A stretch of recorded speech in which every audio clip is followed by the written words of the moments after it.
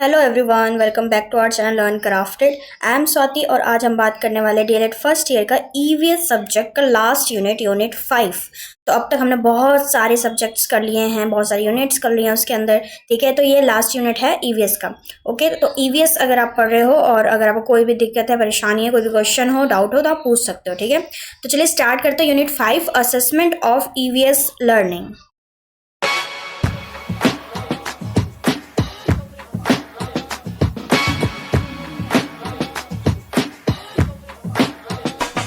सबसे पहला टॉपिक है हमारा continuous and comprehensive evaluation, CCE in EVS. देखो, सीसीई तो बहुत इंपॉर्टेंट टॉपिक है और वो हर सब्जेक्ट में बहुत इंपॉर्टेंट है, क्योंकि सीसीई ही एक ऐसा और बहुत ही अच्छा माध्यम है इवैल्यूएशन का, मूल्यांकन करने का, कि हमने अपने जो पढ़ाया है वो बच्चों को समझ में आया कि नहीं, कितने हद तक समझ में आया। ठीक है, और कहाँ किस बच्चे को दिक्कत आ रही है, ये पता करने के लिए भी सीसीई ही हमारे एक इंडिया में एक मेन करिकुलम की तरह चल रहा है। राइट, तो आप किसी भी सब्जेक्ट में पढ़ोगे ना तो सीसीई आपको हर जगह मिलेगा। ठीक है, तो एक बार इसको अच्छे से समझ लोगे तो आप हर सब्जेक्ट में सेम ही कॉन्सेप्ट के साथ उसको काम कर पाओगे। ठीक है, तो चलिए अब स्टार्ट करते हैं इसकी मीनिंग से। सीसीई का फुल फॉर्म है कॉन्टिन्यूस एंड कॉम्प्रिहेंसिव इवैल्यूएशन। ठीक है, तो कंटिन्यूस मतलब रेगुलर बेसिस पे, जो रोज होता है, डेली होता है, तो डेली होने वाला इवैल्यूएशन। कॉम्प्रिहेंसिव का मतलब होता है ऑल राउंड, यानी सिर्फ आपको ये नहीं देखना कि बच्चा एकेडमिक्स में कितना अच्छा कर रहा है, बच्चा पढ़ रहा है कि नहीं पढ़ रहा है, उसके नंबर अच्छे आ रहे हैं कि नहीं, उसे कॉन्सेप्ट अच्छे से समझ आ रहे हैं कि नहीं। आपको नॉन एकेडमिक एरियाज पे भी ध्यान देना है कि बच्चे आर्ट एंड क्राफ्ट में कैसा है, फिजिकल एक्टिविटी में कैसा है, पार्टिसिपेट कर रहा है कि नहीं, कितना क्रिएटिव है, डांस हो गया। ठीक है, इतने हमारे जोनल लेवल कॉम्पिटिशन्स होते हैं, स्कूल लेवल कॉम्पिटिशन्स होते हैं, उन सब में बच्चा कैसा परफॉर्म कर रहा है, इसलिए इसको कहते हैं ओवरऑल देख रहे हो आप बच्चों को, इवेल्युएट कर रहे हो, यानी मूल्यांकन कर रहे हो, हर एक उसके पहलू को देख रहे हो कि पढ़ने में कैसा है। ठीक है, फिजिकल एक्सरसाइजेज में कैसा है, भाग दौड़ में कैसा है, और गाने में कैसा है, बातचीत में कैसा है, डिबेट में कैसा है, डांस में कैसा है। समझ रहे हो, तो इसी को कहते हैं सीसीई, यानी हर जगह, हर जितने भी एरियाज है बच्चों का, उन सब पे मूल्यांकन करना, इवेल्युएशन करना, और कंटिन्यूस बेसिस पे करते रहना। ये नहीं कि एक साल में एक बार करेंगे, फाइनल एग्जाम का पेपर लेंगे, बस नहीं, रोज करना, डेली करना, हर हफ्ते करना, हर महीने करना, ये होता है मीनिंग। ठीक है, तो CCE is a process of assessment that happens through out the teaching learning process, कि आप असेस कर रहे हो बच्चों को कि पूरे जो बच्चे क्या, जो आप बच्चों को सिखा रहे हो, बच्चा वो ठीक से समझ रहा है कि नहीं समझ रहा है। ठीक है, आप जो उसे समझाना चाह रहे हो वो समझा कि नहीं, कंसेप्ट क्लियर हुआ कि नहीं, जो आप सिखा रहे हो वो सीखा है कि नहीं। ठीक है, तो ये पता चलता है सीसीई से। It focuses not just on what a child know but also on how they learn, behave and grow. ये सिर्फ इसी बात पे फोकस नहीं करता कि बच्चा सीख रहा है कि नहीं सीख रहा है, ये इस पे फोकस करता है कि बच्चा कैसे सीख रहा है। ठीक है, किस माध्यम से सीख रहा है, वो कौन सा स्ट्रेटेजीज और टेक्निक्स, हम हमारे अच्छे टेक्निक्स के थ्रू बच्चा सीख रहा है, चाहे वो कंस्ट्रक्टिव टेक्निक से सीख रहा है, डेमोन्स्ट्रेशन मेथड से सीख रहा है, या लेक्चर मेथड से सीख रहा है, या विजुअल एड्स के थ्रू सीख रहा है, किस एक्टिविटीज से, किस मेथड से सीख रहा है, उसका बिहेवियर क्या है और वो ग्रो कर रहा है कि नहीं। तो ये पूरा जो होता है ना, ये सब कुछ सीसीई का ही पार्ट होता है और ये सीसीई का मीनिंग होता है। ठीक है, तो आई होप आपको सीसीई का मतलब अच्छे से समझ में आ गया होगा, कंटिन्यूस एंड कॉम्प्रिहेंसिव इवैल्यूएशन का मतलब। ठीक है, आगे देखते हैं कुछ की फीचर्स। देखो, यही है कि इसमें क्या होता है, कंटिन्यूस होता है, यानी आपको इसके अंदर रोज डेली कुछ ना कुछ एक्टिविटीज के थ्रू, क्वेश्चंस के थ्रू, ग्रुप एक्टिविटीज के थ्रू बच्चों को जांचना होता है कि बच्चों ने ठीक से सीखा कि नहीं सीखा, बच्चों को आया कि नहीं आया। ठीक है, तो इसको हम फॉर्मेटिव वे कहते हैं। फॉर्मेटिव का मतलब होता है डेली बेसिस पे बच्चों की जांच करना कि बच्चे ने सीखा कि नहीं सीखा, सीखा कि नहीं सीखा। ठीक है, और साथ ही में कॉम्प्रिहेंशन का ये मतलब होता है कि बच्चे की हर एस्पेक्ट्स को देखना है कि उसकी कॉग्निटिव जो एस्पेक्ट है वो ग्रो कर रही है कि नहीं, डेवलप कर रही है कि नहीं। ठीक है, अफेक्टिव जो फीलिंग वाली एस्पेक्ट्स है वो ग्रो कर रही है कि नहीं, साइकोमोटर है उसके स्किल्स है सब ग्रो कर रहे हैं कि नहीं। ठीक है, डायग्नोस्टिक में ये है कि ये हेल्प करता है आइडेंटिफाई करने के लर्नर्स के गैप्स और प्रॉब्लम्स को अर्ली स्टेज पे। आप पता कर पाते हो सीसी से, अगर आप रेगुलर बच्चे को देख रहे हो, उसका जांच पड़ताल कर रहे हो कि अच्छा इसने ये सीखा, ऐसे सीखा, इसमें इसको थोड़ी सी दिक्कत आई, इसमें नहीं आई, तो क्या उसको पता चल रहा है आपको कि अच्छा ये थोड़ा सा स्लो लर्नर है, इसको थोड़ा धीरे धीरे समझ में आता है, या ये चीज़ समझ नहीं पाता, तो उससे आपको पता चल जाएगा। या जो हमारे बच्चे होते हैं, जो एडीएचडी के बच्चे होते हैं, उनका कैसे पता लगा पाओगे, सीसी के थ्रू। ठीक है, हमारे डिसलेक्सिया वाले, उन सब बच्चों को कैसे पता लगा पाओगे, इसी चीज से। ठीक है, कि आप बच्चों का मूल्यांकन कर रहे हो, आप इवैल्यूएशन कर रहे हो, असेसमेंट कर रहे हो बच्चों को। ठीक है, नाप रहे हो। साथ ही में फीडबैक बेस्ड भी होता है, इसमें आप बच्चों को कंटिन्यूसली फीडबैक देते हो कि बच्चों ऐसे नहीं ऐसे करो। अच्छा बच्चा, आपने तो ये बहुत जल्दी सीख लिया, क्लैपिंग करवाया, आपने क्वेश्चन का आंसर दिया तो आपने क्लैपिंग करवाया। तो एक बेस, आप एक ऐसा बेस बना रहे हो जहाँ बच्चा सीख भी रहा है, उसको फीडबैक भी मिल रहा है, आप भी बच्चे को अच्छे से ऑब्जर्व कर रहे हो, बच्चा बहुत सारी एक्टिविटीज प्लान भी कर रहा है, और आप देख भी रहे हो कि उसको कुछ प्रॉब्लम तो नहीं है। तो ये पूरा एक अच्छा बेस बन जाता है एजुकेशन में, इसलिए सीसीई को लाया गया है। ठीक है, अब हम बात करते हैं कुछ इंपॉर्टेंस की, कि क्या इंपॉर्टेंस है सीसीई का। ठीक है, ये इंपॉर्टेंस सीसीई क्या है। देखो सीसीई से क्या होगा ना, आप बच्चे की ग्रोथ को अच्छे से ट्रैक कर पाओगे। अब पीटीएम वगैरह होता है, उसमें बता पाओगे कि बच्चे कैसे ग्रो कर रहा है, कैसे उसकी ग्रोथ हो रही है। पेरेंट्स पूछते हैं ना कि मैम बताइए कैसा बच्चा परफॉर्म कर रहा है क्लासरूम में, तो सीसी की मदद से आप बहुत अच्छे से कर पाओगे। ठीक है, सिर्फ मार्क्स के नहीं, उसका बिहेवियर कितना है, कैसा है, उसका एटीट्यूड कैसा है। एटीट्यूड का मतलब होता है नजरिया, किसी चीज को देखने का नजरिया बच्चे का कैसा है, तो आप बता पाओगे, आप ऑब्जर्व कर पाओगे कि किस तरह से बिहेवियर चेंज होता है, कहाँ वो कैसा बिहेव करता है। ठीक है, और सभी चीज बता पाओगे। ये हेल्प करता है टीचर्स को मॉडिफाई करने में, उनकी टीचिंग को। अगर आप बच्चे को जान रहे हो, पहचान रहे हो, आपको दिख रहा है कि यहाँ जो मेरी क्लास के बच्चे हैं ना, ये सुन के नहीं देख के जल्दी सीखते हैं, तो आप अपनी टीचिंग मॉडिफाई करोगे ना, तो ये कैसा आपको पता चलेगा, सीसीई के थ्रू पता चलेगा। ठीक है, साथ ही में इंकरेज करेगा आपके क्रिएटिव, जो आपका एस्पेक्ट है, क्रिएटिव साइड है, वो बच्चों को आपका बहुत इंप्रूव करेगा। आप भी वो कुछ ना कुछ नया बनाओगे, बच्चा भी कुछ ना कुछ नया करेगा। एक्टिविटीज डिजाइन करोगे आप, बच्चा उस एक्टिविटीज को करके और अदर कुछ न्यू नॉलेज एक्सप्लोर करेगा, डिस्कशन मेथड के थ्रू, प्रोजेक्ट मेथड के थ्रू। तो ये बहुत एक हेल्पफुल वे है हमारा पढ़ने का, पढ़ाने का। ठीक है, ये रिड्यूस करेगा एग्जाम, जो स्ट्रेस होता है ना बच्चों में, एग्जाम देना है, टेस्ट देना है, नंबर ऐसे ना आए, ये चीज़ बहुत ही कम कर देगा बच्चों में, उनमें कॉन्फिडेंस बढ़ाएगा। ठीक है, साथ ही में सपोर्ट करता है इंक्लूसिव एजुकेशन में, जिसमें हम हर टाइप के बच्चे को एक ही क्लासरूम में बैठा के उसको हम कैटर कर पाते हैं, और डाइवर्स जितने भी हमारी डाइवर्सिटी है उसको प्रमोट कर पाते हैं। ठीक है, तो इसलिए बहुत इंपॉर्टेंट है सीसीई की, हर तरीके के बच्चों को आप रोज डेली बच्चों को बता रहे हो कि ऐसे करो ऐसा करो, आप अपने टीचिंग मॉडिफाई कर रहे हो, तो हर तरह का बच्चा आप टैकल कर पा रहे हो, राइट।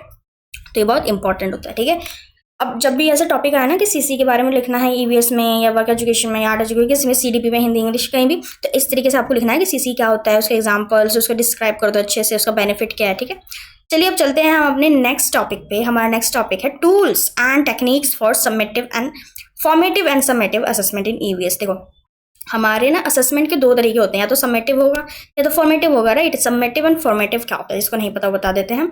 फॉर्मेटिव का मतलब होता है कि आप रेगुलर डेली बेसिस पे बच्चों का जांच पड़ताल कर रहे हो। डेली आपने एक सब्जेक्ट पढ़ाया, ठीक है, क्लास खत्म होने से पहले आपने कुछ छोटी सी एक्टिविटी या क्विज प्लान कर ली, जिसमें बच्चा क्या कर रहा है, आपको आंसर्स बता रहा है, तो आपको पता चल रहा है कि बच्चों को आया नहीं आया।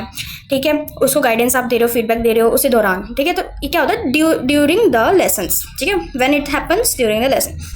समेटिव इसका जस्ट अपोजिट कह सकते हो, कि इसमें आप डेली नहीं देते हो, साल में एक बार दे दिया। ठीक है, कि साल में एक बार बोर्ड्स के एग्जाम हो गए, अब आपको बोर्ड्स के एग्जाम ने आपको बता दिया कि आपने कितनी अच्छी पढ़ाई की है, कितनी अच्छी नहीं की, तो एंड ऑफ द टॉपिक है, यूनिट है। बट लेसन्स के बीच में नहीं होता है। पर समेटिव क्या होता है, लेसन्स के बीच बीच में आपने कुछ पूछ रहे, एक छोटा सा टॉपिक बताया कि सीसी का मीनिंग, फिर एक क्वेश्चन पूछ लिया, उस सीसी का इंपॉर्टेंस बताया, फिर एक क्वेश्चन पूछ लिया, तो ये समेटिव है, फॉर्मेटिव है। ठीक है, फॉर्मेटिव इसलिए अच्छा माना गया और इसी को कहा है कि प्रमोट करिए। ठीक है, क्योंकि चेकिंग होती रहती है ना, आप लेसन दे रहे हो, लेसन पढ़ा रहे हो, कोई भी चैप्टर यूनिट पढ़ा रहे हो, उसके दौरान आप चेक करते रह रहे हो कि अच्छा बच्चे को छोटे से टॉपिक समझ में आया कि नहीं, ये समझ में आया कि नहीं। ठीक है, बस समेटिव जो होता है, समेटिव असेसमेंट, ये फाइनल असेसमेंट होता है, कंप्लीट, कोई टॉपिक कंप्लीट हो गया, बहुत बड़ा यूनिट कंप्लीट हो गया, या सब्जेक्ट कंप्लीट हो गया, तब होता है ये। ठीक है, इसलिए कौन सा बेहतर है, फॉर्मेटिव असेसमेंट बेहतर है। ठीक है, डिफरेंस बिटवीन आ जाए तो आप ऐसे ही कर देना कि क्या होता है, उसकी मीनिंग क्या है, ठीक है, नेचर क्या है, एक टाइम क्या है, उसका बता देना। ठीक है, अब हम बात करते हैं tools for assessment in EVS. जैसे हमारा आगे क्वेश्चन था ना, क्वेश्चन में दो चीज़ हमने यहाँ पे, जो हमारा टॉपिक है इसमें दो चीज़ है, कि tools and techniques for summative and assessment और फॉर्मेटिव असेसमेंट, राइट। तो इसके अंदर ये है कि हमें टूल्स भी तो बताने हैं। असेसमेंट दो तरीके के हैं, टेक्निक्स हमारी दो तरीके की हैं। ठीक है, उसके टूल्स क्या है, तो चलिए बात करते हैं इसी के टूल्स की। ठीक है, तो यही जो टॉपिक है ये आगे और है, कि इसमें टूल्स हम पहले तो ऑब्जर्वेशन में, हमारा जो टूल है, हमारा ऑब्जर्वेशन मेथड, टेक्निक, टूल, कुछ भी कह सकते हैं, कि इसमें क्या है कि हम बच्चों को नोटिस करते हैं, उसका बिहेवियर, उसका क्या पैटर्न चल रहा है पढ़ाई का, समझने का। ठीक है, उसका इंटरेस्ट किस एक्टिविटीज़ में, किस में नहीं है, ये चीज़ हमें बहुत मदद करती है सीसीई में, और एक बहुत अच्छा टूल भी है फॉर्मेटिव और समेटिव असेसमेंट के लिए। तो ऑब्जर्वेशन से हम पता कर पाते हैं कि बच्चों को कौन सी एक्टिविटीज़ हम देंगे तो अच्छे से कर पाएगा, कौन से नहीं देंगे तो नहीं कर पाएगा। ठीक है, एग्जाम्पल भी आप ऐसे लिख सकते हो, जैसे who is actively participate in planting trees. आपने कोई ट्री का आपने पढ़ाया चैप्टर, तो आप बच्चों को कहा कि चलो कल हम सब ट्री लगाएं, पेड़ या पौधे लगाएंगे। ठीक है, तो फिर कौन से बच्चे पार्टिसिपेट कर रहे हैं, कौन से नहीं कर रहे हैं, तो आप ऑब्जर्व करोगे, फिर कुछ प्रॉब्लम होंगी तो आप वो फाइंड आउट करोगे, फिर उनको सोल्यूशन दोगे। ठीक है, एक ही हो गया। दूसरा हमारा टेक्निक हो गया, हमारा टूल हो गया वर्कशीट। आपने कुछ प्रैक्टिकल शीट्स दे दी, क्वेश्चन पेपर दे दिया, उस पर बच्चा फिल कर रहा है, मैच कर रहा है, मैचअप फिलअप कुछ भी दे दिया आपने, ट्रू फॉल्स दे दिए, तो उसके आंसर्स बच्चा कर रहा है, तो आपको पता चल जाएगा कहाँ पे बच्चे की कमी है, कौन सा बच्चे के कॉन्सेप्ट क्लियर नहीं है, और कौन सा कॉन्सेप्ट बहुत अच्छे से क्लियर है बच्चों का। ठीक है, नेक्स्ट हो सकता है ओरल क्वेश्चन आप पूछ रहे हो। ठीक है, कि आपने कोई चैप्टर पढ़ाया और उसने क्विकली आपने दो चार कुछ टेस्ट आपने ओरली पूछ लिया कि चलो मुझे ये बताओ कि इस एनिमल का क्या नाम है, या ये जो एनिमल दिख रहा है इसके बिहेवियर बताओ, पैटर्न बताओ, फूड हैबिट्स बताओ, ठीक है। ऐसे आप कर सकते हो, तो आपको इससे पता चल जाएगा बच्चों का, इवैल्यूएशन कर लोगे आप। मेनली इस चैप्टर क्या है कि इवैल्यूएशन करना है ईवीएस में। ईवीएस में हमको फाइंड आउट करना है कि कैसे हम ये जान पाएंगे ईवीएस पढ़ाते समय कि बच्चे समझ रहे हैं नहीं समझ रहे, कहाँ समझ रहे हैं कहाँ नहीं समझ रहे, ठीक है, और क्या कर सकते हैं अगर नहीं समझ रहे तो, ठीक है। नेक्स्ट है क्रिएटिव वर्क्स करवा सकते हो। कोई भी आपने उनको दे दिया कि ड्रॉ करो, मॉडल बनाओ, चार्ट्स बनाओ, बच्चों से बनवा रहे हो आप, उनकी क्रिएटिविटी निकल रही है, वो समझ पा रहे हैं। सेव वाटर पे हमें कितना मिला है ना बचपन में कि सेव वाटर पे पोस्टर कंपटीशन हो जाता था अर्थ डे पे, कि इसमें क्या है, ऐसे बच्चों को प्रमोट कर रहे हैं हम कि वाटर क्यों इंपॉर्टेंट है। ये बच्चों के अंदर प्रमोशन इसी तरह होगी ना, पोस्टर बना के कि बच्चों को पता चलेगा अच्छा पानी बचाना चाहिए। पोस्टर खुद बनाएंगे, वो खुद देखेंगे कि कितना वो इम्पैक्ट कर रहा है उनको, ठीक है। ये एक टूल हो जाएगा। हमारा नेक्स्ट हो जाएगा टेक्निक कि हम चेकलिस्ट या रेटिंग स्केल्स जो होते हैं उस पर हम ट्रैक कर सकते हैं स्टूडेंट की ग्रोथ को, कि कोई भी स्टूडेंट की ग्रोथ आपने चेक कर लिया, आप अपने पास एक पर्सनल डायरी रख लो, उसके अंदर आपने चेकलिस्ट बना लिया कि अच्छा बच्चे को ये चीज़ आ गई और इस बच्चे को ये चीज़ नहीं आई, तो आप उस पर एक एक्स्ट्रा क्लास उन बच्चों को दे सकते हो, ठीक है। या फिर उसको पीयर हेल्प दे सकते हो दोस्तों की मदद से, ठीक है। साथ ही में आप क्या कर सकते हो, एक अच्छा आपके पास रिकॉर्ड होगा कि बच्चे ने कैसे ग्रो किया, आप बच्चे को बता सकते हो, उसके पेरेंट्स को बता सकते हो बच्चा ग्रो कर रहा है नहीं कर रहा, ठीक है। तो ये बहुत हेल्पफुल होता है। तो ये मेथड भी हमें देखना चाहिए, अपनाना चाहिए, टेस्ट करने के लिए, चेक करने के लिए कि बच्चा सीख रहा है नहीं सीख रहा, किस फील्ड में या किस टॉपिक पे उसको प्रॉब्लम है, किस में नहीं है, ठीक है। नेक्स्ट टेक्निक हम ये कह सकते हैं प्रोजेक्ट टेक्निक या एक्टिविटी टेक्निक, जिसके अंदर बच्चा रियल लाइफ टास्क दे रहे हो आप बच्चों को, ये सर्वे करो, जाओ सर्वे करो कि आपकी लोकेलिटी में कहाँ पे गंदा पानी आ रहा है, ठीक है, नाली वगैरह साफ है कि नहीं, मच्छर वच्छर पनपेंगे होता है ना, हमारे हम भी प्रोजेक्ट देते थे। तो ऐसे ये प्लांट्स को भी दे सकते हैं कि प्लांट्स है कि नहीं, उनके देखभाल अच्छे से हो रहा है कि नहीं, पार्क जाकर सर्वे करो अपने कॉलोनी के आसपास जो पार्क है वो साफ है कि नहीं। ऐसे प्रोजेक्ट्स बच्चों को इन्वायरमेंट से जोड़ते हैं, और ऐसे प्रोजेक्ट्स जब आंसर लेके आते हैं बच्चे, तो आपको पता चलता है कि अच्छा बच्चे ने कॉन्सेप्ट को समझा कि नहीं समझा। नेक्स्ट हम कह सकते हैं रिटर्न एग्जाम्स, हमारे रिटर्न टेस्ट हो सकते हैं, और ये रिटर्न टेस्ट क्या होता है, हमारा समेटिव असेसमेंट होता है, राइट। इसके अंदर short question, long question, MCQs सब कुछ हम दे सकते हैं, ठीक है। तो यहाँ पे हमने बात कर ली समेटिव असेसमेंट भी हम कैसे करेंगे और फॉर्मेटिव असेसमेंट कैसे करेंगे, फॉर्मेटिव अच्छा कैसे है सबसे, ठीक है, और टेक्निक्स क्या है, टूल्स क्या है टेस्ट वगैरह करने के या फीडबैक हम देने के, बच्चों को नापने के, उनके इवैल्यूएशन करने के, ठीक है। अब हम बात करते हैं अपने नेक्स्ट टॉपिक पे। नेक्स्ट टॉपिक क्या है हमारा, नेक्स्ट टॉपिक है self assessment and peer group assessment. देखो असेसमेंट के और भी तो तरीके होते हैं, तो दो तरीके यहाँ पे ये और हैं कि या तो आप ये भी इंक्लूड कर सकते हो, ठीक है।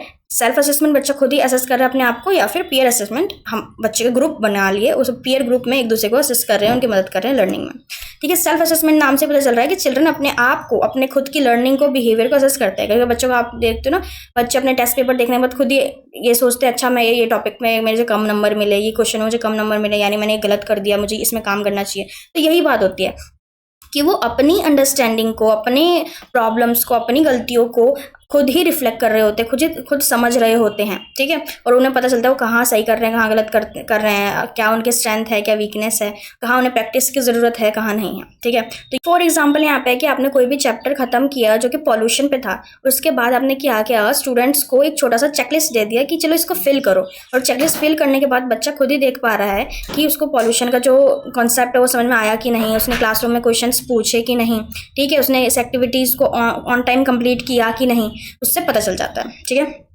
चलिए अब चलते, नेक्स्ट हमारा था peer group assessment. Peer group assessment का मतलब क्या था, स्टूडेंट्स असेस ईच अदर, ठीक है, वो अब एक दूसरे को असेस करते हैं, एक दूसरे को मदद करते हैं पढ़ाई में, ठीक है। तो ये होता है पीयर ग्रुप असेसमेंट। इसमें बच्चे एक दूसरे की प्रैक्टिसेस को देखते हैं, कोऑपरेशन करते हैं, क्रिएटिविटी बढ़ाते हैं, प्रेजेंटेशन देते हैं, एक दूसरे की गलतियों को बताते हैं, उस पर काम करते हैं, अपनी गलतियों को जानते हैं, एक अच्छा लीडरशिप क्वालिटी भी बढ़ता है, कॉन्फिडेंस भी बढ़ता है। तो ये बहुत अच्छा मेथड है अगर हमें बच्चों को अच्छे से पढ़ाना है, समझाना है, उनको असेस करना है पीयर के थ्रू, ठीक है। एग्जाम्पल ये हो सकता है, जैसे आपने कोई भी टॉपिक ले लिया, जैसे यहाँ पे देखा वाटर कंजर्वेशन पे टॉपिक ले लिया, बच्चे उस टॉपिक को अच्छे समझ रहे हैं, ठीक है, उसके अंदर अपनी क्या उनकी सोच है वो बता रहे हैं, आपने जो टास्क दिया उसको उसके अंदर वो पार्टिसिपेट कर रहे हैं, उसे कंप्लीट कर रहे हैं, एक दूसरे की हेल्प कर रहे हैं, ठीक है, टॉपिक के अंदर रह के बहुत सारी चीज़ें जान रहे हैं। तो ये हो गया पीयर असेसमेंट, ठीक है। तो सेल्फ असेसमेंट और पीयर असेसमेंट दोनों ही बहुत इंपॉर्टेंट है। अब हम देख लेते हैं यहाँ पे कि बहुत ज़रूरी क्यों है, इसके एडवांटेजेस क्या हैं, ये महत्व क्या है, ठीक है। तो अगर एडवांटेजेस पूछ ले तो आप ये लिख सकते हो कि बिल्ड करता है सेल्फ अवेयरनेस। अगर आप पीयर असेसमेंट कर रहे हो या आप सेल्फ असेसमेंट कर रहे हो, या आपके अंदर सेल्फ अवेयरनेस की भावना लाता है कि आपको अपने बारे में पता चलता है, आपकी क्या स्ट्रेंथ है, वीकनेस है, या फिर ये भी बताता है कि जब ग्रुप में आप काम कर रहे होते हो तब आपका कैसा आप कैसे सेल्फ कैसे फील करते हो, अच्छा करते हो नहीं करते हो, ठीक है, तो ये बताता है। प्रमोट करता है रिस्पॉन्सिबिलिटी को, आप अकेले काम करते हो, अपने आप को अकेले ही सेल्फ असेसमेंट करते हो या फिर पीयर में, आपकी रिस्पॉन्सिबिलिटी आप पता लगा पाते हो, बच्चों में रिस्पॉन्सिबिलिटी की भावना भी डेवलप होती है, वो रिस्पॉन्सिबल बनते हैं बहुत ज़्यादा। इंकरेज करता है, हम बच्चों के अंदर इंकरेज करता है, डेवलप करता है रिफ्लेक्शन जो होता है ना, कि वो अपने आप की लर्निंग को देख पाते हैं कि कैसे वो सोचते हैं, कैसे वो लर्न करते हैं, वो सिर्फ बैठे नहीं रहते, उनको किस तरीके से समझ आता है वो खुद भी पता लगा पाते हैं। या पीयर में भी वो एक दूसरे को बता पाते हैं कि भाई तू तो ऐसा सीखता है, तू ना ऐसे करता है, तो तू ना ऐसे देख देख के सीखा कर, तू क्योंकि तू देख के पता, तो ऐसा ना बच्चों के अंदर एक रिफ्लेक्शन वाला जो गुण है वो डेवलप होता है, ठीक है। कम्युनिकेशन स्किल तो डेवलप होगी ही, अगर वो पीयर के अंदर काम कर रहे हैं या अपने आप से भी कर रहे हो, तो हम लोग करते हैं ना इनर स्पीच करते हैं, वैगॉट्स की क्या इनर स्पीच हम अपने आप से बात करते हैं तब भी होती है, ठीक है। साथ ही में हम टीचर्स का टाइमिंग भी सेव कर रहे होते हैं कि बच्चे खुद भी असेस कर रहे होते हैं अपने आप को, पीयर ग्रुप भी, तो टीचर और भी कामों में और भी एक्टिविटीज़ प्लान करने में टीचर का थोड़ा सा टाइम बच जाता है। साथ में इनहेंस करता है टीम वर्क को, क्योंकि बहुत अच्छा कोलैबोरेशन के थ्रू ग्रुप वर्क के अंदर हम काम करते हैं तो टीम वर्क बहुत इनहेंस होता है, इसके ना लीडरशिप क्वालिटी भी आती है, ठीक है, इसके साथ ही होती है। साथ ही में इंप्रूव करता है मोटिवेशन को, बच्चा खुद को अच्छे से इवैल्यूएट करता है या ग्रुप में एक दूसरे के इवैल्यूएशन होता है, असेसमेंट होता है, तो बच्चे के अंदर मोटिवेशन की भावना बढ़ेगी, ठीक है। अब हम बात करते हैं लिमिटेशंस की। देखिए, एडवांटेज है तो लिमिटेशन भी कुछ होगा, तो हो सकता है लैक ऑफ ऑनेस्टी हो, बच्चा एक दूसरे को ठीक से ना करे कि तेरा नंबर ज़्यादा आ जाएगा इसलिए मैं तेरे को ये टॉपिक नहीं समझाऊंगा, ऐसा हो सकता है। ऑनेस्टी की भावना ना हो, या फिर खुद में भी सेल्फ से भी ना हो, ब्लेम कर देगी अरे टाइम नहीं था, रात को लाइट चली गई थी, मैं पढ़ नहीं पाया इसलिए नंबर कम आया, ऐसे तो हो सकता है ये भी हो, ठीक है। लैक ऑफ अंडरस्टैंडिंग हो सकता है, बच्चे एक दूसरे को ना समझे, एक दूसरे के बिहेवियर को ना समझे, क्योंकि सारे बच्चे डिफरेंट है ना, उनके थिंकिंग प्रोसेस डिफरेंट है, तो हो सकता है कि थोड़ा अंडरस्टैंडिंग में बच्चों के, छोटे बच्चे को थोड़ी लड़ाई झगड़ा हो जाता है, तो हो सकता है ये भी हो।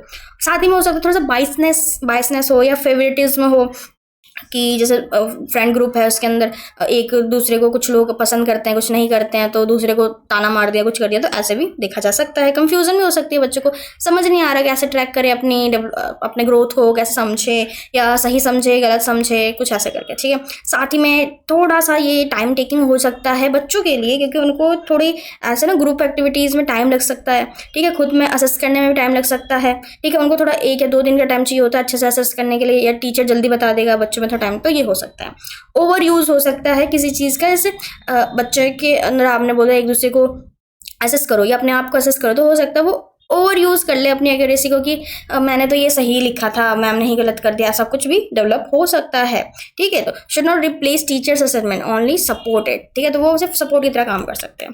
ओके, तो यहाँ पे हमने खत्म किया यहाँ पे असेसमेंट का टॉपिक। अब हम देखते हैं अपने नेक्स्ट टॉपिक पे, which is achievement test. Achievement test क्या होता है? देखो, achievement test measures how much a student has learned after teaching period. कि अचीवमेंट टेस्ट यही मेजर करता है कि बच्चे ने 1-2 लेसन लिए, उसके ना बच्चा कितना पढ़ा, कितना वो नहीं पढ़ा है टीचिंग पीरियड में, जैसे 1-2 क्लासेस हुए, इसमें बच्चे ने कितना सीखा, कितना नहीं सीखा, ये पता करते हैं हम अचीवमेंट टेस्ट से। It checks whether the learning objectives are achieved और नॉट। हम ये भी चेक कर सकते हैं कि जो हमारे लर्निंग आउटकम्स थे, हमारे लर्निंग ऑब्जेक्टिव्स थे, वो अचीव हुए कि नहीं, जो हम सिखाना चाहते थे इस क्लास के थ्रू हम सिखाना चाहते थे, वो बच्चा सीखा या नहीं सीखा। ओके, तो चलिए अब बात करते हैं आगे हम पढ़ेंगे पर्पस ऑफ अचीवमेंट टेस्ट। क्यों करना है अचीवमेंट टेस्ट, बच्चों को क्यों लेना अचीवमेंट टेस्ट, क्या जरूरी है, इंपॉर्टेंस भी आप इसे कह सकते हो, ऑब्जेक्टिव भी कह सकते हो, ठीक है। क्यों जरूरी है? तो assess students progress in EVS. EVS में बच्चे कितने अच्छे से कर रहे हैं, परफॉर्म कर रहे हैं, समझ रहे हैं, इसको असेस करने के लिए इंपॉर्टेंट है हमें कि टेस्ट लेना चाहिए, और उसमें सबसे बेहतर है अचीवमेंट टेस्ट। आपको आगे मैं बताऊंगा, अचीवमेंट टेस्ट में सभी प्रकार के क्वेश्चंस ऐड होते हैं, ठीक है। तो टू आइडेंटिफाई लर्निंग गैप, बच्चों में कहाँ किधर लर्निंग गैप आ रहा है, बच्चे कहाँ पे नहीं सीख पा रहे, क्या सीख पा रहे हैं, वो सब आइडेंटिफाई करने के लिए हमें टेस्ट लेना बहुत ज़रूरी है। साथ ही में ये हमें बताता है, इवैल्यूएट कर पाते हैं हम इफेक्टिवनेस ऑफ टीचिंग, हम कितने अच्छे से पढ़ा पा रहे हैं, ये भी हमें बताता है। और ये भी बताता है कि हमें कहाँ चेंज करनी है, हमारी टीचिंग की मेथड, टीचिंग की टेक्निक्स को कहाँ चेंज करना है, कहाँ हमें उसको थोड़ा मॉडिफाई करना है, ये भी बताता है। साथ ही में हेल्प करता है एक अच्छे ग्रेड और एक अच्छा रिपोर्ट और एक अच्छे परफॉर्मेंस देने में बच्चों की, ठीक है, कि बच्चा अच्छा परफॉर्म करेगा। कैसे करेगा? जब उन्हें टेस्ट लेंगे और टेस्ट करके बताएंगे कि अच्छा आपको इतनी यहाँ पे गलतियाँ हो रही है, आपके यहाँ कमी है, उससे जब सुधारेगा तो उसके अच्छे ग्रेड आएंगे, उसके रिपोर्ट कार्ड अच्छी आएगी, उसका परफॉर्मेंस इनहेंस होगा, ठीक है। इसमें आप और भी डाल सकते हो अपनी तरफ से जो आपको डालना है। अब हम बात करते हैं टाइप ऑफ अचीवमेंट टेस्ट कितने प्रकार के होते हैं। देखो, अचीवमेंट टेस्ट ना एक कॉम्बिनेशन ऑफ क्वेश्चंस होते हैं, जिसके ना बहुत सारे क्वेश्चंस होते हैं। फॉर एग्जांपल ओरल क्वेश्चंस हो सकते हैं, ठीक है, जो छोटे बच्चों को लेते हैं ना ओरल क्वेश्चंस, वो हो सकता है। रिटन टेस्ट में भी 2 टाइप्स होते हैं, ऑब्जेक्टिव बेस्ड और सब्जेक्टिव। ऑब्जेक्टिव एमसीक्यू वगैरह, ट्रू फॉल्स मैचअप, ठीक है, और सब्जेक्टिव हमारे short question type, long questions हमारे वेरी शॉर्ट वगैरह, ठीक है। तो ये क्वेश्चंस होते हैं। साथ में हमारे प्रैक्टिकल टेस्ट भी होते हैं, जिसमें हम बच्चों को ऑब्जर्व कर रहे होते हैं, वो कैसा परफॉर्म कर रहे हैं क्लास में, ये सब होता है, ठीक है। तो ये टाइप्स हो गए, जिसमें बहुत सारे टाइप्स हैं। आगे हम देखते हैं स्टेप्स क्या है एक अच्छा अचीवमेंट टेस्ट प्रिपेयर करने का।